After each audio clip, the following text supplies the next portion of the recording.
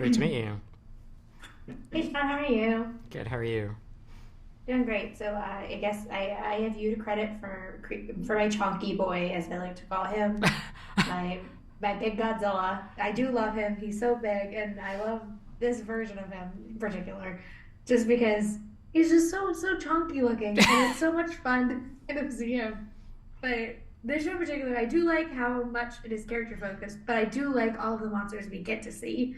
And so for you, what was kind of the challenge of like getting to balance, the VFX of a show that is so focused on the characters, but when we do get to see those monsters, they are of the utmost importance because it is kind of, that's the big moment for them.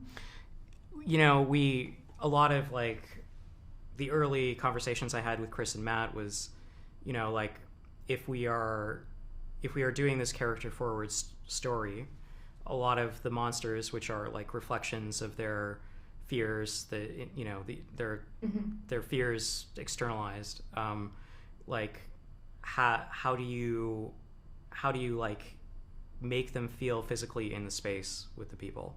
And sometimes that means, if you're in the exterior and you're with Godzilla on a bridge, that's, an easy thing. But if you're on the inside of an abandoned building in a cave and all of that kind of stuff, that means that maybe the monsters are a little bit smaller, right? Like they have to fit in the space in a way, but you still want them to feel big and scary, and that means like getting close up and personal with them with the cameras and making it feel like they're in the space with the people.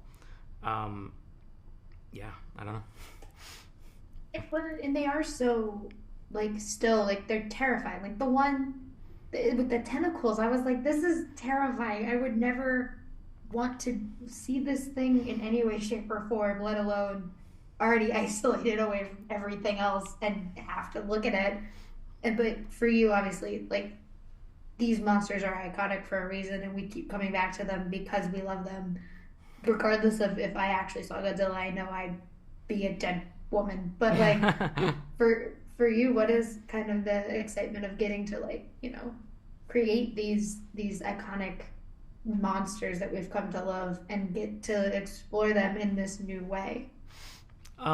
Yeah, I mean, it's the excitement is just, like realizing digital characters is like a really, really complicated thing. It's not just a matter of like designing it and putting it on the page and then animating it. It's you have to like find a personality for them, right? And I think like one of the things that is really successful about that the creature you're talking about and is that it does feel like it has a personality. It has this like aggressive quality to it, and but it's a little like it's not exactly clumsy, but it's like a little lumbering and weird, but it's direct, and it sort of has like a more like rabid version of like Godzilla's like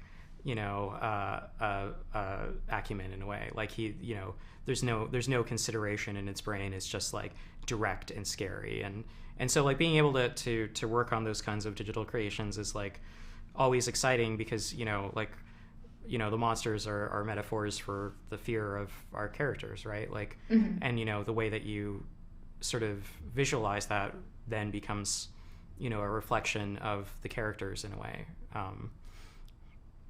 Yeah, and I do. It's so interesting. Oh, thank you so much, though. I really appreciate your time, and again, thank you for the chonky boy. It was so nice seeing him again. Yeah, I really great. appreciate it. See ya.